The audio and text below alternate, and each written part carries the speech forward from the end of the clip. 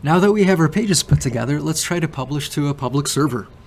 You can set up multiple deployment targets such as development, test, and production. What we're going to do here is set up the site to publish to GitHub pages. Let's go to the site config and add a new deployment target. So here we don't have any deployment targets configured yet. So we'll click add. And we'll need to enter a name. We'll call it prod. Deployment type. The CMS supports deployment to Amazon S3, FTP, FTPS, SFTP, Git through both HTTPS and the SSH protocols. And you can even deploy to something called the CMS deployment host. This is for when you're integrating with an existing web application. If you want to add the CMS to that, you can deploy to a local dev machine. So let's say on your local computer, you have your web application running and you want to add CMS pages to that. You can run a little program that's going to get data from the CMS server, and you can publish to your local machine through that. But here we're going to publish through Git SSH since we'll be using GitHub pages. So now let's go to GitHub and add a new repository. We'll call it demo-cms. Make it public. We'll add a README file just so it'll initialize a main branch for us.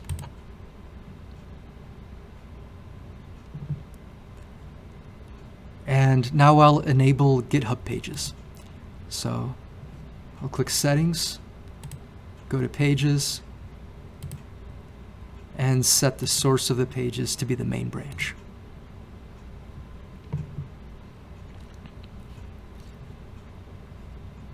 And let's open that URL of the site in a new window. Currently it's a 404 because we don't have any files published yet.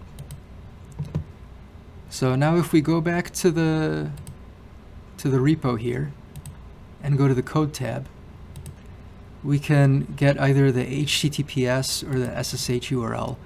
As I mentioned, we'll use the SSH URL here. So we'll copy that and paste it into the Git URL field. If you paste it and move the cursor to a different text box, it'll automatically parse it and extract the username. And GitHub uses the main branch instead of master, so we'll call it main here and save. Two additional small changes you'll need to make for GitHub pages. So GitHub pages, you'll notice, publishes to a subfolder. The subfolder is the name of the repository. So we'll need to set that subfolder as the URL prefix. And then here, we'll also copy the full URL of that published site to the published site URL. And what this does is this just adds a nice button after you publish so that you can preview the published files. So now that that's done, let's hit save. And we'll need to add the OpenSSH key into GitHub. So here, first we'll download the OpenSSH key from the deployment target. Each deployment target has its own unique OpenSSH key. And back in GitHub, we'll go to Settings, Deploy Keys, and add a deploy key. Here, let's open up that deploy key we downloaded, and we'll paste it here into GitHub and give it a title. We'll call it CMS. We want to make sure to click Allow Write Access so that this can actually publish files to GitHub. And now that that's done, we should be ready to publish.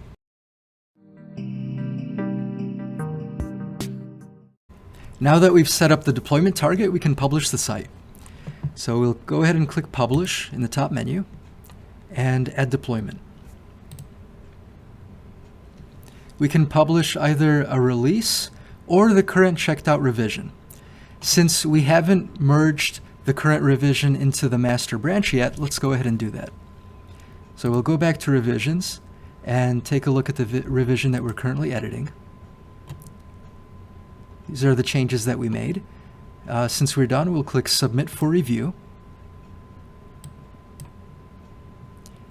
And as a publisher, we can also review that set of changes. So we like the changes. We can go ahead and click Approve and merge that into the master branch. Now we can publish. So on the Publish menu, we'll click Add Deployment. Since we don't have a revision checked out, it automatically goes to the Publish Release screen. Here it selected our production site because that's the only deployment target we have. And we'll need to select our release branch. If you had multiple deployment targets like the development, some acceptance testing site, you would be able to select those from the drop-down here. This tag is a unique identifier for the site. Every release or every publish needs a unique tag. So make sure to have a unique tag for every publish. And now we'll click Schedule Deployment. Gonna click Continue.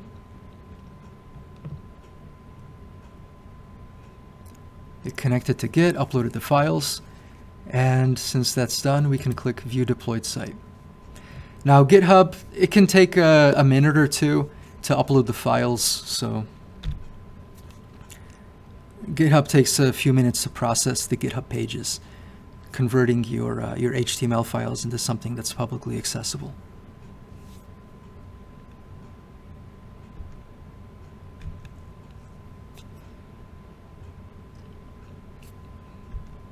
So while that's running, I'll show a couple more features here on the publish site. So once publish is complete, you can actually download the published files as a zip. So you don't even need to put in a deployment target.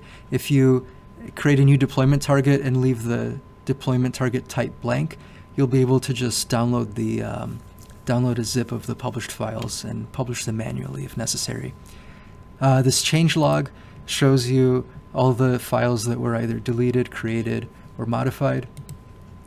And if you need to backtrack and redeploy a previous release, you can click the redeploy button to publish that exact set of deployed files.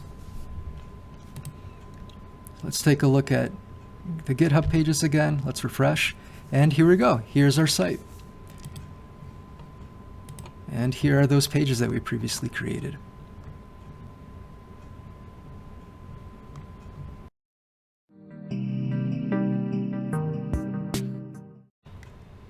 So on some sites, like GitHub pages, you might be publishing to the non-root folder of the website. So like here in our example, we were publishing to the demo-CMS subfolder. And there's just a couple of things that you'll need to watch out for when doing that. So first of all, in your deployment target config, you need to make sure to put that subfolder as the URL prefix of the site.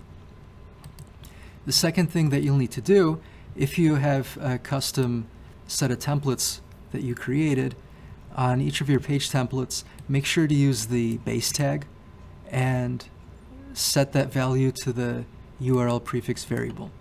What that's going to do is put that value that you defined earlier in the URL prefix here and insert it right here into the base tag.